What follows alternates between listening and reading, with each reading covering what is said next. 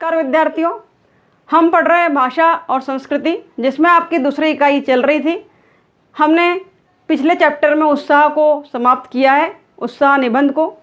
आज हम देखने जा रहे हैं रामधारी सिंह दिनकर द्वारा रचित भारत रचना, भारत एक है, इस पर बात करने वाले हैं। भारत एक है के संबंध में रामधारी सिंह दिनकर जी ने क्या कहा, उस पर भी चर्चा करेंगे। लेकिन उसके पहले हम बात करते हैं रामधारी सिंह दिनकर जी के जीवन परिचय पर। तो हम देखते हैं कि रामधारी सिंह दिनकर जी का जो जन्म है वो 23 सितंबर 1908 को हुआ था।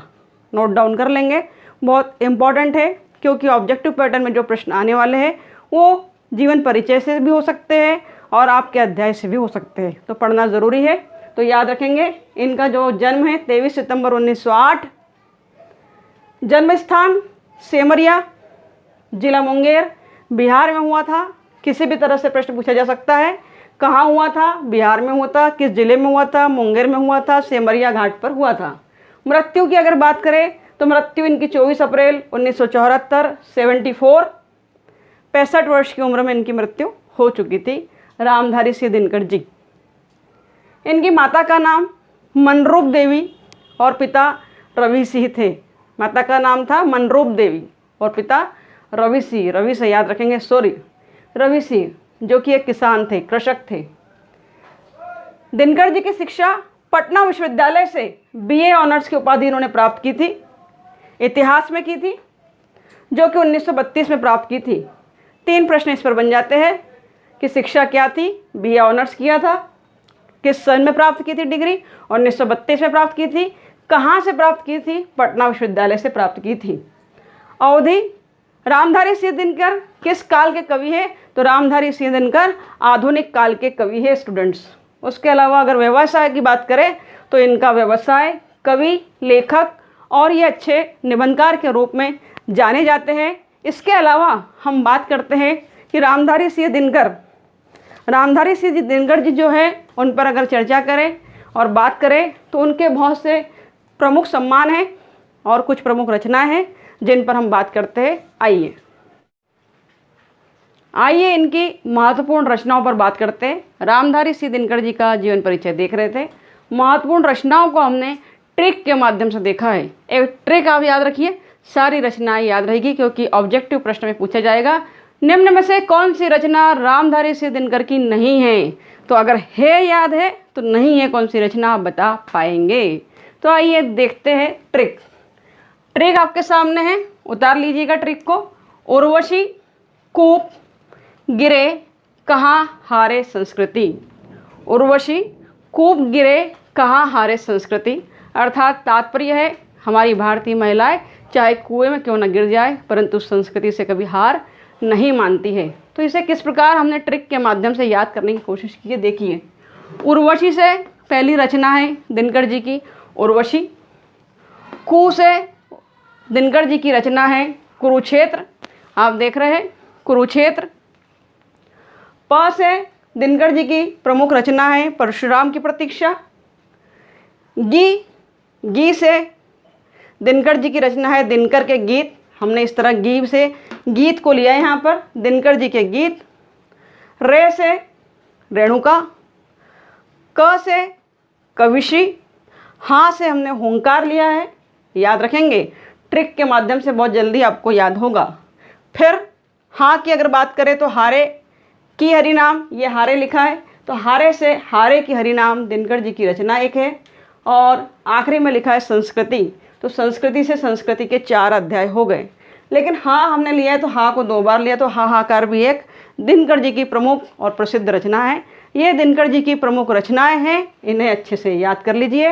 मैंने ट्रिक के माध्यम से आपको बताया है। उर्वशी कूप गिरे कहाँ हारे संस्कृति। इसके अलावा अगर बात करें तो दिनकर जी स्वतंत्रता के पूर्व एक विद्रोही कवि के रूप में जाने जाते थे। पूछ लिया जाता है प्रश्न, स्वतंत्रता के पूर्व किस रूप में जाने जाते थे, तो विद्रोही कवि के रूप में जाने जाते थे। उसके पश्चात वे राष्ट्र कवि के रूप में जाने लगे, अर्थात स्वतंत्रता के पूर्व विद्रोही कवि कहलाए और स्वतंत्रता के बाद राष्ट्र कवि कहलाए। और दिनकर जी के लिए प्रमुख बात है, छायावादोत्तर कवियों की पहली पीढ़ी के कवि ये रहे। छायावादोत्तर कवियों की पहली पीढ़ी के कवि है ये। किस काल की पहली पीढ़ी के कवि है दिनकर जी?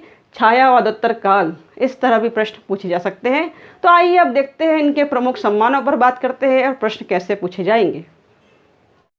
दिनकर जी की रचनाओं को ट्रिक के माध्यम से देखने के बाद देख रहे हैं उनको मिले हुए पुरस्कार, ये भी ऑब्जेक्टिव प्रश्न में पूछे जा सकता है।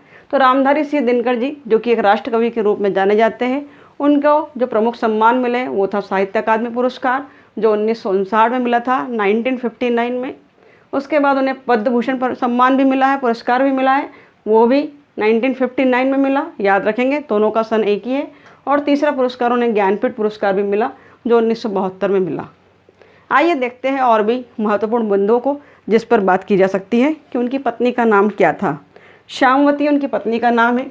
दिनकर जी की पत्नी का नाम नोट डाउन कर लेंगे, श्यामवती है था। अगला प्रश्न है, दिनकर जी मुख्यतः किस रस के कवि हैं? तो वे वीर रस के कवि हैं, लिख लेंगे, वीर रस के कवि कहलाते हैं। अगला प्रश्न लिखेंगे, रेणुका, उर्वशी, कुरुक्षेत्र और रश्मिरथी, आत्मजयी, चक्रव्यूह, ये सभी इनकी प्रसिद्ध रचनाएं हैं। हालांकि इनको हमने देख लिया है ट्रिक के माध्यम से। दिनकर जी की प्रसिद्ध गद्य रचना कौन सी है? तो दिनकर जी की प्रसिद्ध गद्य रचना जो है वो है संस्कृति के 4 अध्याय। 1 लाइनर क्वेश्चन आपको दे रही हूँ जो ऑब्जेक्टिव प्रश्न में पूछ सकते हैं। अगला प्रश्न है, उर्वशी किस रस की रचना है? उर्वशी दिनकर जी की रचना है, परंतु वह किस रस की रचना है पूछा जाए तो श्रृंगार रस की है, लिख लेंगे आप श्रृंगार रस। अगला प्रश्न, दिनकर जी की रचना रश्मिरथी के नायक कौन है? तो दिनकर जी की रचना जो रश्मिरथी है बहुत प्रसिद्ध है, उसके नायक कर्ण हैं। और दिनकर जी किस युग के कवि है? तो छायावादोत्तर युग के कवि हैं। काल पूछे तो आधुनिक काल के कवि हैं। अगला प्रश्न, कर्ण का जन्म कैसे हुआ था, किसके गर्भ से हुआ था? तो कर्ण का जन्म कुंती के गर्भ से हुआ था। कर्ण किसका चेला था? परशुराम जी का चेला था। परशुराम जी कहाँ रहते थे? परशुराम जी महेंद्रगिरी पर्वत पर निवास करते थे। और रश्मिरथी का क्या अर्थ है? तो रश्मिरथी नाम सूर्य का है, ठीक है, याद रखेंगे। अगला प्रश्न आपके सामने है, दिनकर जी के पिता का देहावसान किस वर्ष में हो गया था, किन उम्र में हुआ था? तो दिनकर जी 2 वर्ष के थे तब उनके पिता का देहावसान हो गया था। मतलब दिनकर जी कितने वर्ष के थे तब उनके पिता का देहावसान हो गया था? तो 2 वर्ष के थे तब हो गया था। दिनकर जी हिंदी के प्रमुख कहानीकार, निबंधकार और हिंदी के प्रमुख कवि, लेखक और निबंधकार के रूप में जाने जाते हैं। इसके अलावा हम देखते हैं कि दिनकर जी 12 वर्ष तक संसद के सदस्य रहे। कितने वर्ष तक रहे? 12 वर्ष तक।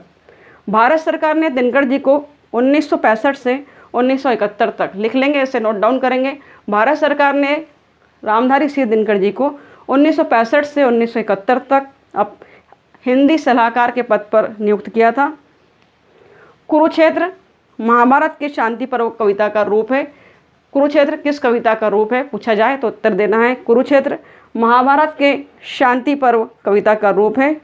और अंतिम ऑब्जेक्टिव जो आ सकता है वो है 1999 में भारत सरकार ने उनकी स्मृति में डाक टिकट भी जारी किया था। रामधारी सिंह दिनकर की स्मृति में भारत सरकार ने डाक टिकट कब जारी किया था, इस तरह पूछा जा सकता है। तो इसका उत्तर होगा 1999 में। तो ये हमने देखा है डिटेल में रामधारी सिंह दिनकर जी का जीवन परिचय। अगले वीडियो में मैं आपके लिए लेकर आ रही हूँ उनका भारत एक परिचय। भारत के संबंध में दिनकर जी ने क्या कहा है उसके हम सारांश को समझेंगे, ताकि प्रश्न कहीं से भी पूछा जाए आप बिल्कुल सही टिक लगा कर आए। तो स्टूडेंट्स, वीडियो अगर अच्छा लगा हो, आपके लिए उपयोगी है, तो इसे अपने दोस्तों में शेयर करिए ताकि वो भी इसका लाभ उठा सके। चलिए मिलते हैं अगले वीडियो में, बने रहिए हमारे साथ। Thank you very much for watching my video.